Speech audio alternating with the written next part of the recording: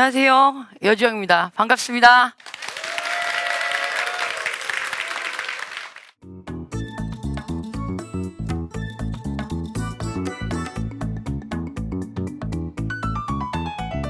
재테크라는 건 돈을 어떻게 기술적으로 배우냐인데요. 사실 저 또한도 처음부터 잘했던 건 아니고 하다 보니까 그 기술이 어느 순간 저에게 스며들었거든요. 그래서 여러분들도 돈이 딱 굴러와도 내가 준비된 자가 그 기회를 잡는 거잖아요. 그 기회를 잡고 여러분 모두가 예비 부자가 되실 거라 저는 강력하게 믿고 시작하겠습니다. 네.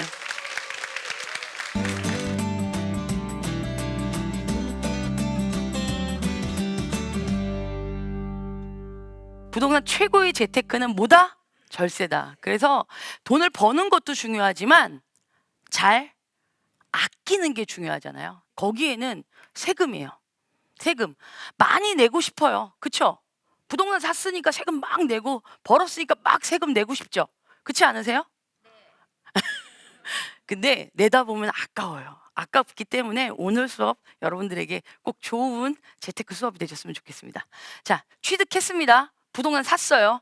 부동산 샀으면 뭐 해야 돼요? 예. 취득세. 보이잖아요. 그쵸? 그러면 보유를 했어요. 우리가 샀어. 사고 나서는 무슨 세 내요? 재산세 내죠. 제일 중요한 거. 처분합니다. 팔았어요. 근데 양도차익이 하나도 없으면 양도세 내요, 안 내요? 그러면 그건 재테크가 아니죠. 그렇기 때문에 처분했을 때 이 양도세가 되게 중요하거든요. 얼마만큼 양도세를 잘 줄일 수 있느냐가 나의 재테크가 될 수 있고, 또 취득세 또한도 마찬가지예요. 그래서 부동산 거래를 할 때는 이 세금 문제에 대해서는 여러분들이 꼭 사전에 미리 검토가 필요합니다.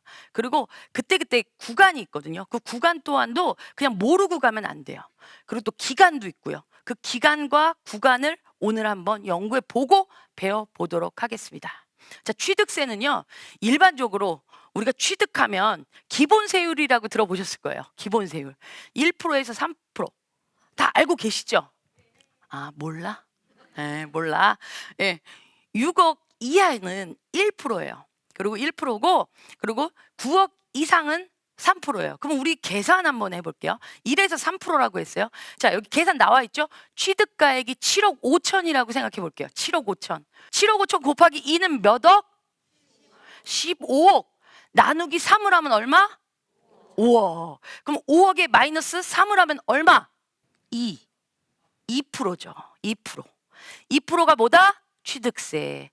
여러분들이 살 때 그냥 요즘은 아무래도 프로테크 시대이기 때문에 부동산 계산기 같은 것들이 잘 돼 있기 때문에 내가 계산하지 않아도 되지만, 이게 어떤 경우가 있냐면 개월수나 이런 것들도 있고 양도세 같은 경우에 여러 가지가 있어서 오늘 수업에서 그 디테일함을 가르쳐 드리겠습니다. 자, 취득세 기준으로 했을 때 여러분들 볼게요. 예전에는 없었어요. 하지만 요즘은 뭐예요? 주택 수가 많거나 주택 소재지, 또 취득 가액에 따라서도, 자, 9억 이상은 얼마? 몇 프로라고 했어요? 3%. 근데 우리가 중과세라고 들어보셨죠? 야, 우리나라 그렇게 빡빡하지 않아요. 두 채까지 가진 사람은 기본 세율이에요. 1에서 3%의 세율이지만 세 채를 가진 사람부터 뭐다? 중과세. 몇 프로예요? 8%. 그리고 또 네 채가 되면 몇 프로일까요? 12%. 법인은 예전에는 1인 법인 세대 많이 들어보셨죠? 법인이 주택을 많이 사서 재테크를 많이 했던 경우가 있으니까 그걸 막았잖아요. 그래서 법인이 주택을 샀을 땐 취득세가 몇 프로? 12%예요. 그래서 그때마다 정책도 바뀌고 세법도 바뀝니다. 자, 문제 들어갈게요. 자, 취득세가 명의 분산에 따라서 절세되는 세금이 아니다. 오, 당당. 아니다. 자, 아파트 취득을 우리가 10억을 했다고 생각을 해보시면 취득세가 3.3%예요. 3%의 지방교육세 0.3%까지 해서 3,300만 원이에요. 근데 내가 공동명의로 산다 이거예요. 공동명의로. 그러면 일반적으로 공동명의로 샀으니까 얘 5억이고 나 5억이면, 자, 5억이면 얼마라고 그랬어요? 6억 미만은 얼마? 1%, 1.1% 하면 나는 5억에 대해서 굳이 내가 10억에 대한 3%가 아니고 1.1% 내면 얼마예요? 확 줄죠. 550으로 확 줄잖아. 그런데다 곱하기 2 하면 1100으로 확 줄어버리잖아요. 그렇게 할 수 있어요, 없어요? 있어요? 누가 정답 누구? 있어요? 있어요? 오늘 공부 많이 하셔야 돼요. 명의 분산에 따른 절세되는 세금이 아니다. 응? 물건에 대한 세금이기 때문에 명의에 따라서 두 사람이니까 두 사람이 나눠서 하는 게 아니고 전체 대비 취득 가액에 대한 세금을 물린다는 거예요. 우리가 당연히 이제 취득했어. 얼마나 좋아. 나만의 집, 이제 내 집 마련했어. 취득세 냈어. 그러면 보유를 하기 때문에 재산세가 나가요. 사실 취득세는 기뻐서 내는 세금일 수도 있어요. 내가 취득했으니까 나도 이제 건물주 되는 거고 내 집 마련했어. 근데 사실 저는 재산세는 좀 아까워요. 하지만 재산세도 절세 포인트가 있어요. 그리고 재산세도 사람이 아닌 물건지에 내는 세금에 부과하는 거잖아요. 인세가 아닌 거예요. 그렇기 때문에 뭐다? 취득세와 같이 명의 분산하고는 관계가 없다. 하지만 제일 중요한 건 과세 기준일이에요. 내가 집을 5월 31일자 집을 딱 받았어. 5월 31일자에 집을 딱 받았는데 하루 보유했는데 1년치 세금을 다 내야 돼요. 억울해요, 안 해요? 억울하죠. 그렇기 때문에 우리들은 뭐야? 그 팁을 알아야죠. 6월 1일 기준으로 내가 사는 사람일 경우는 잔금을 며칠로 해라? 6월 2일로 하고. 그럼 내가 거꾸로 파는 사람일 때는 5월 31일로 해라. 왜? 재산세 과세 기준으로는 며칠? 6월 1일. 6월 1일 날 거꾸로 하면 안 돼요. 그래서 최고의 재테크가 뭐다? 절세. 아낄 수 있는 건 아껴라. 사실 이 양도세 재밌습니다. 양도세. 많이 벌었으니까 많이 내죠. 저도 많이 벌었다고 해서 많이 내는데 진짜 아까웠어요. 근데 나중에 알고 보니까 제가 간과하고 모르고 넘어가서 약간 요 부분은 정말 아낄 수 있는 몇 억이 있었는데 그걸 몰랐던 부분이 있었어요. 오늘 이 양도세만큼은 여러분들이 잘 확인하셨으면 좋겠습니다. 자, 내가 팔았어요. 팔았는데 당연히 취득가액이 있죠. 내가 상금액이 있잖아. 상금액을 뺐는데 나 여기 돈도 들어가고 모두 들어갔어. 이 필요경비가 들어가죠. 쉽게 필요경비는 뭐가 빠져요? 취득세, 그렇죠? 그다음에 법무사비, 그건 당연하죠. 거기에 뭐야? 수수료 다 빠져요. 하지만 여기서 제일 중요한 거, 인정되는 것과 인정되지 않은 것이 있어요. 지금 보시면 발코니 확장한 거 인정된다고 나와 있죠? 우리가 보시면 자본적인 지출은 뭐냐면 집을 샀는데 집에 대해서 내가 나중에 이걸 팔을 때 그만큼 가치를 올릴 수 있는 거. 단순히 수리 개념이 아니고 투자 개념으로 생각하시는 거예요. 보일러를 수리한 게 아니고 교체를 한 거예요. 인정받을 수 있습니다. 그리고 시스템 에어컨 인정받을 수 있습니다. 그리고 발코니 확장 인정받을 수 있습니다. 왜? 가치를 올린 거잖아요. 단 아니 나 이거 들어갔어요 하고 우기면 돼요? 우리에게 뭐가 필요해? 자료. 분명히 거기에 대한 계좌이체됐던 내용들을 다 준비를 하셔야 돼요. 왜냐하면 예전에는 간이 영수증 같은 걸로 했는데 요즘은 꼭 현금 영수증 이런 걸로 확인을 꼭 하셔야 돼요. 우리가 일반적인 장기급 보유 특별공제가 있어요. 뭐냐? 1가구 1주택이 아닌 여러 채의 집을 가지고 계시는 분들은 자 3년을 보유했다면 연간 2%예요. 그러면 몇 프로 적용이 되는 거예요?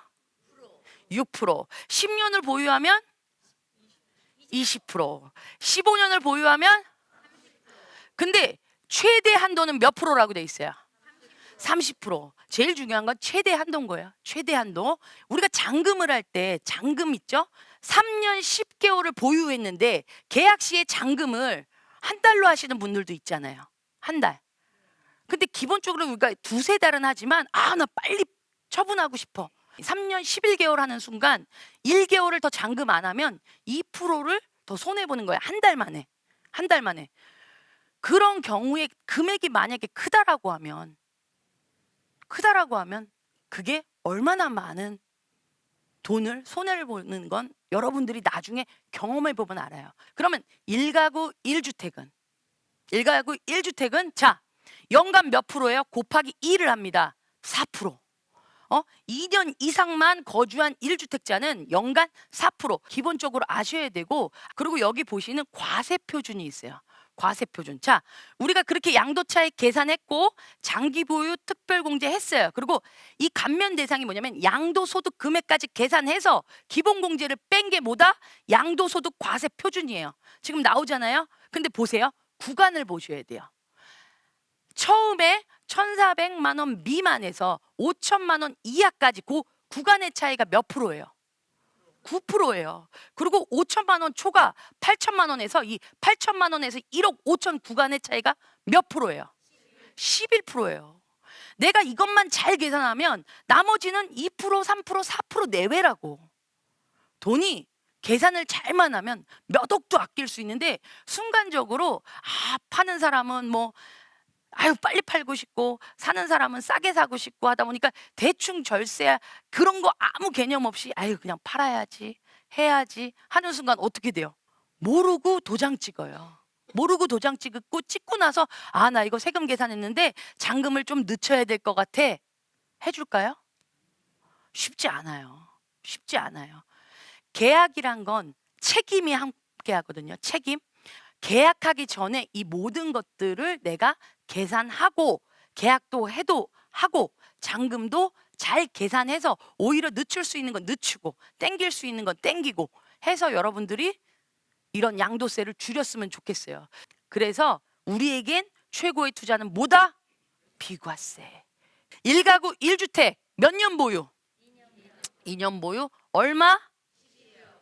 그리고 여기서 진짜 재밌는 게 있어요. 일시적 1가구 2주택 비과세예요.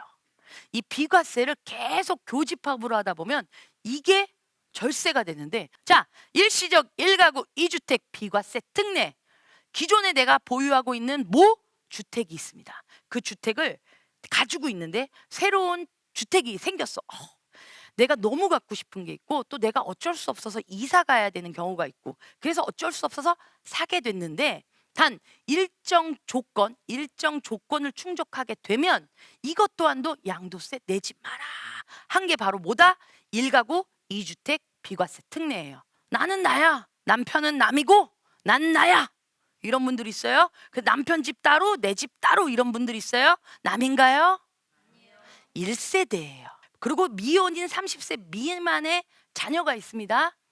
세대를 분리했어요. 분리해서 거주를 해도 얘가 소득이 없단 말이에요. 그러면 1세대로 봐요. 1세대로. 근데 주민등록상 분리가 되어도 또 실제로 또 사는 애들이 있어요. 같이 산단 말이야. 그게 요즘은 또 조사가 들어가요. 그러면 얘를 뭐라 그래? 동일 세대로 봐요. 그래서 요즘 이 세금 폭탄을 이런 걸로 막거든요. 그러니까 여러분들이 잘 확인하셔야 돼요. 그리고 미혼인 30세 미만의 자녀가 대신 소득이 있어. 내가 20살인데 저 같은 경우에 20살 때부터 일을 했거든요. 그럼 뭐야? 별도의 세대로 본다. 제일 중요한 건 주민등록상 함께 거주하면 이건 무조건 1세대지만 함께 있지 않아도 얘가 소득이 없다라면 부모님이 용돈 주고, 우리 캥거루족 같은 거 있잖아요. 아직까지 부모님 품에 있는 친구들, 그러면 이런 친구들은 뭐다? 세대 분리로 안 보는 거예요. 그 1세대로 보는, 아무리 주소지가 밖에 있어도 이런 부분이 나중에 걸리면 폭탄 맞아요. 그렇기 때문에 부모님 소유의 집에 부모님과 함께 살아도 내 주택을 내가 만약에 살 때는 이런 부분을 잘 확인하면서 1가구 1주택을 받을 수 있는지 없는지 미리미리 확인하고 양도를 해도 양도해라. 모든 건 팔기 전에 모든 건 할 수 있고 잔금 전에도 모든 건 내가 고칠 수가 있어요. 협의하에. 근데 협의가 계약서 쓰고는 쉬울까요? 안 쉬울까요? 어려워요. 계약서 쓰기 전에 미리미리 검토하시고 팔기 전에 미리미리 내가 계획하셔야만 됩니다. 그래서 양도기한 준수가 꼭 필요한데요. 내가 A라는 주택을 사고 B라는 주택을 샀는데 B라는 주택을 사고 3년 안에는 팔아야지. 그 시간 내에 만약에 못 판다. 그러면 비과세의 혜택을 잃어버려요. 그 양도 기간을 넘기는 실수를 범하면 이 비과세 혜택이 아닌 세금 폭탄을 맞게 되니까 이걸 잊으시면 안 돼요. 그래서 제가 항상 하는 말이 있어요. 자, 1, 2, 3 법칙. 내가 오늘 샀어. 오늘 샀는데 뭐가 그렇게 급해요? 사고 제발 12개월이 1년이 경과한 후에 신규 주택을 사야 돼요. 내가 11개월 10일만 돼도 사는 순간 2주택, 일시적 2주택 비과세 혜택 못 받아요. 못 받습니다. 1년을 넘기지 않으면 이거는 투기 목적으로 보는 거예요. 1년 이후에 사고 나는 집을 몇 년 살아야 된다? 2년 보유해야 된다. 그리고 몇 년 안에 팔아야 된다? 3년 안에 팔아야 된다. 이게 뭐다? 1, 2, 3 법칙. 그리고 얼마까지 비과세? 야, 이게 최고의 절세예요. 이 절세를 계속 여러분들이 여기서 비과세, 여기서 비과세 그러면서 계속 교집합해 가는 거거든요. 그리고 요즘 제일 많이 하고 있는 게 강남 부자들은 부모 자식 간의 부동산 거래를 많이 하는데 우리가 부모 자식 간에 이제 거래하면 뭐예요? 증여를 많이 해주죠. 근데 저가 거래라고 들어보셨어요? 부동산 우리가 1가구 1주택은 얼마까지 비과세라고 했어요? 12억까지 부과세죠. 그러니까 부모 자식 간의 부동산 매매를 할 때 인정받는 금액이 있어. 왜? 너무 빡빡하잖아요. 내가 자식을 주는데 너무 빡빡하니까 시가가 뭐예요? 시장 가격. 시장 가격에 30% 이내거나 아니면 한도가 3억까지. 3억까지. 둘 중에 적은 금액이에요. 둘 중에 적은 금액만 가능하게끔 해서 이 부모 자식 간의 거래를 시키는 거예요. 부모 자식 간에. 그러면 지금 요 표 보셨죠? 자, 계산 쉽게 들어가 볼게요. 12억의 30%는 얼마예요? 8억 4천이잖아요. 8억 4천. 8억 4천이 적어요? 9억이 적어요? 그쵸? 그러면은 3억이 맥심이 돼야 되는 거예요. 그쵸? 3억을 넘긴 거잖아. 3억을 넘긴 거니까 내가 12억짜리는 30%인 8억 4천으로 줄 수 있는 게 아니고 9억까지만 줄 수 있는 거예요. 누구한테? 자식한테. 9억의 자식에게 줍니다. 자식에게. 그러면 전세를 부모가 들어가요. 부모가. 9억을 내가 자식이 부모한테 줘야 되잖아. 9억이란 돈이 있어요, 없어요? 없어요. 그러니까 자식은 부모를 전세로 입혀요. 7억 5천에. 그럼 내 돈 얼마 들어가요? 1억 5천 들어가죠. 1억 5천 들어가는데 자, 대출을 받아요. 대출 1억 받아요. 근데 부모가 자식한테 얼마까지 줄 수 있어요? 5천. 자기 돈 들어가요, 안 들어가요? 안 들어가요. 똑똑하죠. 똑똑하죠. 근데 단 매수인 이 자식 입장에서 소득, 연령, 재산, 상태 다 확인하고요. 매수 자금에 대해서 확실하게 들어가야 되는데 자, 매수 자금은 부모가 전세에 대한 걸 어떻게 돼? 주고받음이 있어야 되는 거예요. 주고받음이 있어야 되고 여기서 행여라도 놓칠 수 있는 건 뭐냐면 대출까지도 부모가 내주면 어떻게 돼요? 세금 폭탄 맞아요. 세금 폭탄. 응? 이런 것들도 여러분들이 잘 확인하시고 자녀에게 줘도 줘라. 이런 것들을 잘 활용해서 여러분들이 부테크를 잘 하셔야 된다고 보고 거기엔 뭐야? 그때그때마다 정치적인 이슈 이런 것들을 미리미리 체크하시고 어디 부동산 어디가 어떻게 될 거더라 할 때는 미리 통계를 가지고 공부해서 준비된 자가 기회를 잡으셨으면 좋겠습니다. 긴 시간이 아닌 짧은 시간 안에 여러분들의 부의 추월 차선이 될 수 있는 부동산의 스킬을 그래도 조금씩이라도 많이 가르쳐 드릴게요. 여러분 모두 큰 그릇을 갖고 부자 되시길 바라겠습니다. 여러분들을 위해서 제가 한번 구호 외칩니다. 목표는 짧게, 성공은 자주. 모두 부자 되자.